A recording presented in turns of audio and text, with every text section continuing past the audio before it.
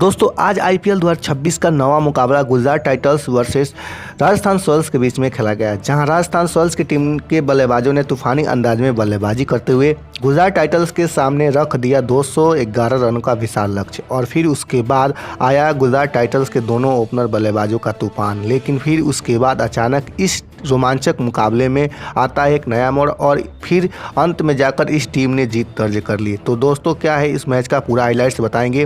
दोस्तों आप लोग हमारी इस वीडियो में बने रहिएगा। लेकिन दोस्तों अगर आप भी वैभव सूर्यवंशी और यशस्वी जायसवाल को एक बहुत ही खतरनाक खिलाड़ी मानते हैं तो आप लोग इस वीडियो को दिल से लाइक जरूर कर लीजिएगा और चैनल पर पहली बार आए चैनल को भी सब्सक्राइब कर लीजिएगा। इस वीडियो का लाइक टारगेट से मात्र 500 लाइक्स, तो दोस्तों आप लोग इस वीडियो को दिल से लाइक जरूर करें।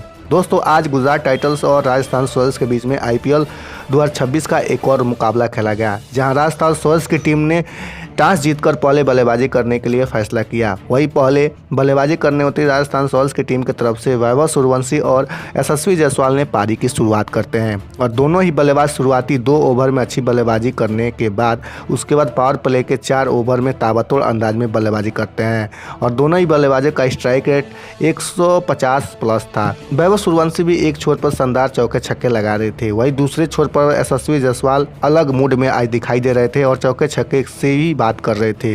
दोनों बल्लेबाजों के बीच पावर प्ले में 50 रनों की पार्टनरशिप हो जाती है और दोनों बल्लेबाज पावर प्ले में 69 रन बना डालते हैं।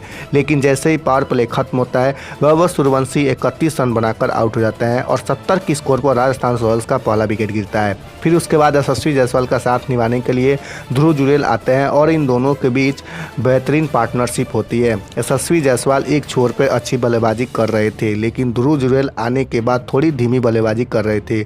दोनों ही बल्लेबाज राजस्थान रॉयल्स को 120 रनों के पार पहुंचा देते हैं और यशस्वी जायसवाल भी अपना शानदार और शतक पूरा करते हैं। दूसरे छोर पर अब ध्रुव जुरेल भी अच्छी बल्लेबाजी करने लगे, लेकिन इसी बीच यशस्वी जायसवाल कगिसो रबाडा की गेंद पर 55 रनों की स्कोर पर बोल्ड हो जाते हैं और 126 की स्कोर पर राजस्थान रॉयल्स का दूसरा विकेट गिरता है। फिर उसके बाद ध्रुव जुरेल का साथ निभाने के लिए रियान पराग आते हैं।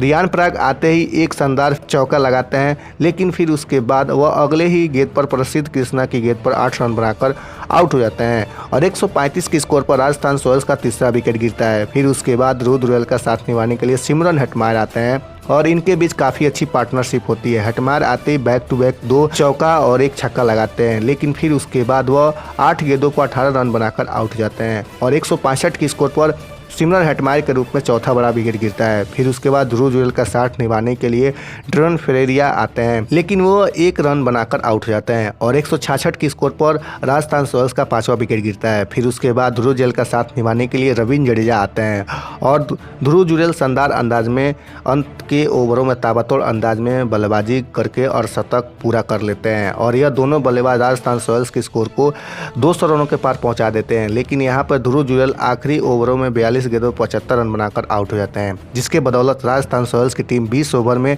210 रन 6 विकेट के नुकसान पर बनाती है। जवाब में 211 रनों के विशाल लक्ष्य का पीछा करने उतरी जीटी की टीम की तरफ से साई सुदर्शन और कुमार कुसागरा बल्लेबाजी के लिए आते हैं। साई सुदर्शन एक छोर पर ताबड़तोड़ अंदाज में चौके छक्के लगा रहे थे, हालांकि दूसरे छोर पर जो कुमार कुसागरा थे वो अच्छी से उनकी पार्टनरशिप में सहयोग दे रहे थे। दोनों ही बल्लेबाज पावर प्ले में ही जीटी के स्कोर को 50 रनों के पार पहुंचा देते हैं। 10 के रन रेट से रन बना रही थी, लेकिन पावर प्ले खत्म होने के बाद रियान पराग ओवर डालने आते हैं। हालांकि रियान पराग की उस ओवर में पिटाई होती है, लेकिन आखिरी गेंद पर वह कुसागरा को 18 की स्कोर पर आउट कर देते हैं और 8वें ओवर की पहली गेंद पर 78 की स्कोर पर गुजरात को पहला विकेट गिरता है। फिर उसके बाद साई सुदर्शन का साथ निभाने के लिए जॉश बटलर आते हैं।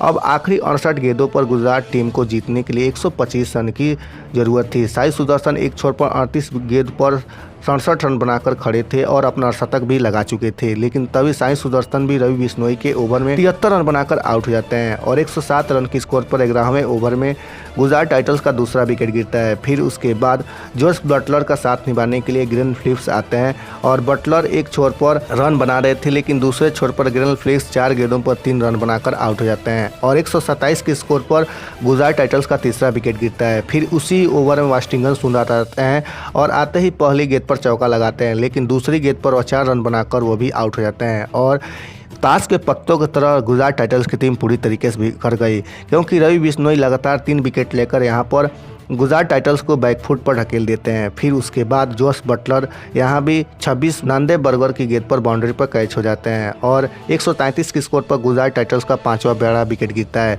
फिर उसके बाद राहुल तेवतिया का साथ निभाने के लिए शाहरुख खान आते हैं। इनके बीच काफ़ी अच्छी पार्टनरशिप चली रही होती है, लेकिन तभी राहुल तेवतिया भी 12 रन के स्कोर पर आउट हो जाते हैं। फिर उसके बाद शाहरुख खान भी यहाँ पे 3 रन लेने के चक्कर में 11 रन के स्कोर पर आउट हो जाते हैं और 161 के स्कोर पर गुजरात टाइटल्स का 7वां बड़ा विकेट गिर जाता है। अब आखिरी 30 गेंदों में जीटी को जीतने के लिए 50 रनों की ज़रूरत होती है, लेकिन फिर उसके बाद रबाडा और रशीद खान पूरी तरीके से इस मुकाबले का रुख बदल देते हैं। दोनों ही बल्लेबाज अंत तक बल्लेबाजी करते हैं ताबड़तोड़ अंदाज में और आखिरी 6 गेंदों पर गुजरात को जीतने के लिए 10 रनों की जरूरत होती है, लेकिन इस रोमांचक महामुकाबले में आखिरी ओवर में आकर राजस्थान रॉयल्स की टीम जीत जाती है और इस मुकाबले में गुजरात टाइटल्स टीम अपना दोनों मुकाबला अब हार चुकी है। दोस्तों, आप वैभव सूर्यवंशी और यशस्वी जायसवाल को 10 में से कितना अंक देना चाहेंगे? आप लोग अपनी राय नीचे कमेंट बॉक्स में जरूर लिखिएगा।